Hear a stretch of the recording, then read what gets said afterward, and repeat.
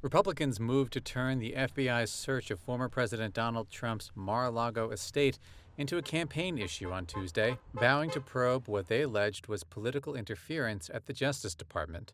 House Republican leader Kevin McCarthy tweeted, quote, "When Republicans take back the House, we will conduct immediate oversight of this department, follow the facts, and leave no stone unturned," telling Attorney General Merrick Garland to, quote, "clear your calendar."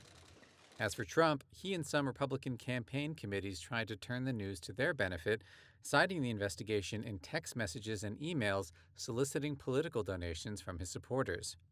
Trump's followers were rallying outside his Mar-a-Lago estate Tuesday, moved by the former president's claim of harassment. What the FBI just did was totally unacceptable. Kyle Kondik is a political analyst at the University of Virginia Center for Politics. He says Trump and Republicans are creating a narrative amid an information vacuum.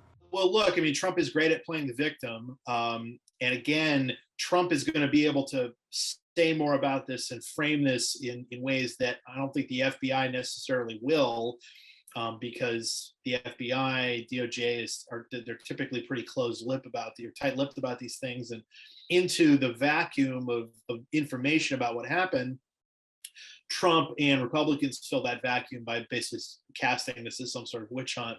The unprecedented search of the home of a former president on Monday marks a significant escalation of the federal investigation into whether Trump illegally removed classified records from the White House as he was leaving office in January of 2021. A federal law called the U.S. Presidential Records Act requires the preservation of memos, letters, notes, emails, faxes, and other written communications related to a president's official duties. Any search of a private residence would have to be approved by a judge after the investigating law enforcement agency demonstrated probable cause that a search was justified. It almost certainly would be approved by FBI Director Christopher Wray, a Trump appointee, and his boss, Attorney General Garland, who was appointed by President Joe Biden. Mitchell Epner, a former federal prosecutor, says the Justice Department wouldn't have moved without a good reason. They believe that there is something very important that they're investigating that would have major consequences if proven.